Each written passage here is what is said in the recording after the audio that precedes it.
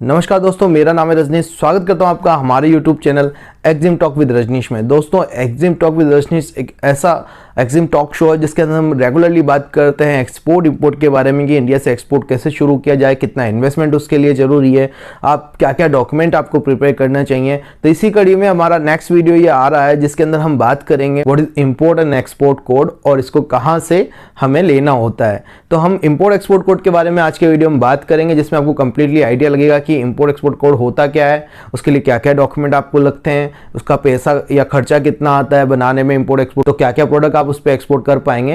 तो इन सारी चीज़ों के बारे में जानकारी आपको इस यूट्यूब वीडियो के माध्यम से मिलेगी। वीडियो में आगे बढ़ने से पहले मैं आपसे रिक्वेस्ट करूंगा कि अगर आप हमारे चैनल पर नए हैं तो हमारे चैनल को सब्सक्राइब करें, बेल आइकन को प्रेस करें ताकि आपको हमारे आगे आने वाले वीडियोज के नोटिफिकेशन मिलते रहें।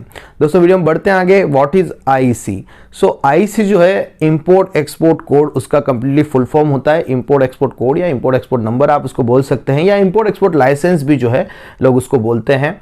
तो इंपोर्ट एक्सपोर्ट कोड का मतलब ऐसा है कि चाहे आप इंपोर्ट करें चाहे आप एक्सपोर्ट करें, मतलब आप इंडिया से कोई चीज़ बाहर फॉरेन कंट्री में भेजें या आप फॉरेन कंट्री से कोई भी चीज़ इंडिया में मंगाएं, तो उसके लिए जो है आपको इंपोर्ट एक्सपोर्ट कोड की ज़रूरत पड़ेगी ही पड़ेगी। अब कई बार लोग करते क्या है कि एक छोटा सा प्रोडक्ट मंगा लिया, बोला हम तो पर्सनल यूज़ के लिए मंगा रहे, तो ऐसा नहीं होता है। आप फॉरेन कंट्री से अगर कोई भी प्रोडक्ट मंगाते हैं तो आपको इंपोर्ट एक्सपोर्ट कोड लेना ही पड़ेगा। तो आप चाहे कोई भी छोटी सी छोटी प्रोडक्ट कोई भी छोटी छोटी प्रोडक्ट आप फॉरेन कंट्रीज में भेजें तब भी इंपोर्ट एक्सपोर्ट कोड लगेगा, और कोई चीज़ आप मंगाएं तो भी आपको इंपोर्ट एक्सपोर्ट कोड लगेगा।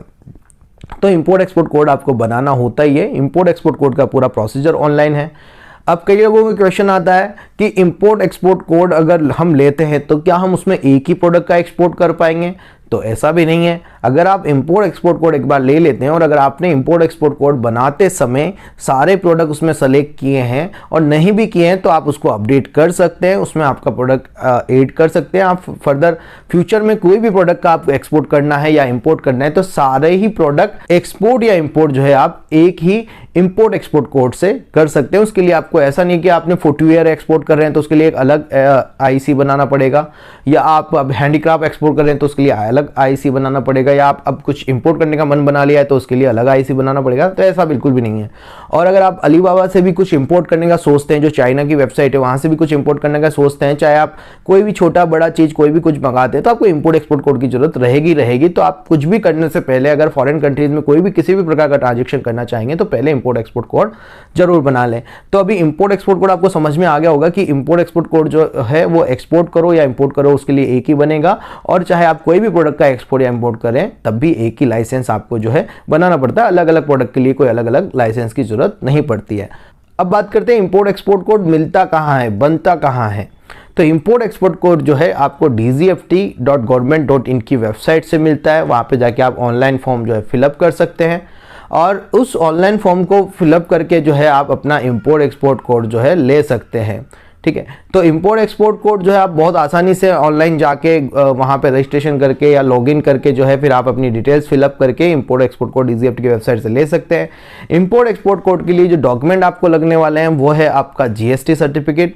जीएसटी सर्टिफिकेट नहीं भी होगा तो भी चलेगा, ठीक है, बट अगर आपने जीएसटी सर्टिफिकेट बना लिया है, क्योंकि करंट अकाउंट तो हमें चाहिए होता है, तो कई बार क्या होता है जीएसटी सर्टिफिकेट के बिहाफ पे करंट अकाउंट ओपन होता है, तो आपको जीएसटी सर्टिफिकेट जरूरी होता है, पैन कार्ड आपका जरूरी है, आधार कार्ड आपका जरूरी है, आपका जो बैंक का कैंसिल चेक आपका जरूरी है, मतलब आपने फर्म के नाम से जो भी करंट अकाउंट बनाया है तो उसका कैंसिल चेक आपको लगेगा इंपोर्ट एक्सपोर्ट कोड बनाते समय।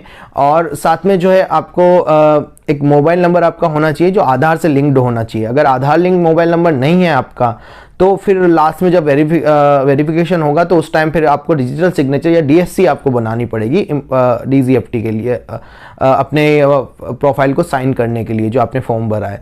तो आप आधार कार्ड के ओटीपी से भी जो है इस एप्लीकेशन को वेरीफाई कर पाते हैं। इसके लिए आपको मोबाइल नंबर की जरूरत पड़ेगी, इसके साथ में आपको एक मेल आईडी की जरूरत पड़ेगी जिससे आपका लॉगिन आईडी बनेगा और पासवर्ड आपका क्रिएट हो जाएगा। ठीक है, तो ये डॉक्यूमेंट जो है आपको इनिशियली लगने वाले हैं, तो आप इन डॉक्यूमेंट को तैयार रखें। ये मैंने एज अ प्रोप्राइटरशिप के लिए बताया है। अगर आप पार्टनरशिप फर्म में है तो आपको फिर पार्टनरशिप डीड वगैरह और भी डॉक्यूमेंट रहते हैं, और आपको एक एड्रेस प्रूफ भी इसमें लगता है कि आप जिस भी फर्म से एक्सपोर्ट करना मतलब जिस भी फर्म टेलीकॉम को आपने ओपन करा है उसका जो भी एड्रेस प्रूफ है, लाइट का बिल या कुछ भी लैंडलाइन बिल वगैरह, वो आपको देना होता है। अगर वो नहीं है तो फिर कंसेंट लेटर, रेंट एग्रीमेंट, और अगर आप एक प्रोप्राइटर हैं तो फिर आपको जो है अपने आधार कार्ड का एड्रेस भी आप इंपोर्ट एक्सपोर्ट कोड के एड्रेस के लिए दे सकते हैं। और हाँ, ऐसा भी नहीं है कि आपको जीएसटी में जो डिटेल्स है या जीएसटी का जो एड्रेस है वही एड्रेस आपको इंपोर्ट एक्सपोर्ट कोड में देना पड़ेगा, ऐसा कुछ नहीं है। आप चाहें तो अलग एड्रेस भी जो है इंपोर्ट एक्सपोर्ट कोड में दे सकते हैं, तो एड्रेस के लिए कोई ज़्यादा इशू इसमें नहीं आता है। इस तरीके से ये डॉक्यूमेंट आपको रिक्वायर होते हैं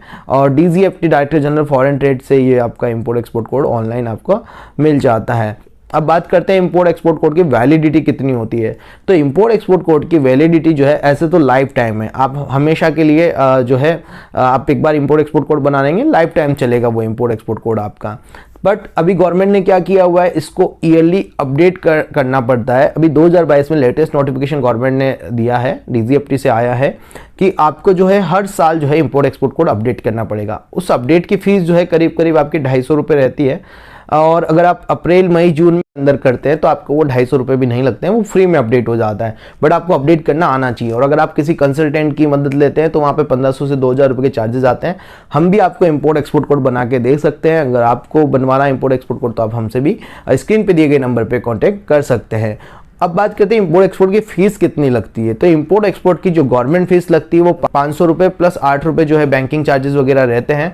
तो इस तरीके से 508 रुपये की जो है आपकी चार्जेस लगते हैं। 500 रुपये उसमें गवर्नमेंट फीस है आपके आईसी बनाने की। अब अगर आप किसी कंसल्टेंट से या किसी और की मदद लेते हैं इंपोर्ट एक्सपोर्ट कोड बनाने में, तो उसके लिए जो आपको 1500 से 2000 3000 रुपये तक भी कई लोग चार्ज करते हैं, तो वो आपको देना पड़ सकता है। अगर आप खुद से बनाते हैं तो आपको 500 रुपये में बन जाएगा, बट अगर उसमें कोई प्रॉब्लम आ जाती है तो फिर वो इशू करता है, फिर आपको वापस से अपडेट करना पड़ता है। तो उससे बढ़िया है कि आप किसी की मदद ले लें और जो है आप इंपोर्ट एक्सपोर्ट कोड अपना बना सकते हैं। तो दोस्तों, आशा करता हूं कि इंपोर्ट एक्सपोर्ट कोड के बारे में आपकी सारी जो भी आपको डिटेल चाहिए थी वो मिल गई होगी। अगर आपको वीडियो पसंद आया तो वीडियो को लाइक करें, शेयर करें, बेल आइकन को प्रेस करें ताकि आपको हमारे आगे आने वाले वीडियोज़ के नोटिफिकेशन मिलते रहें। मिलते हैं हमारे नेक्स्ट वीडियो में। Thank you very much.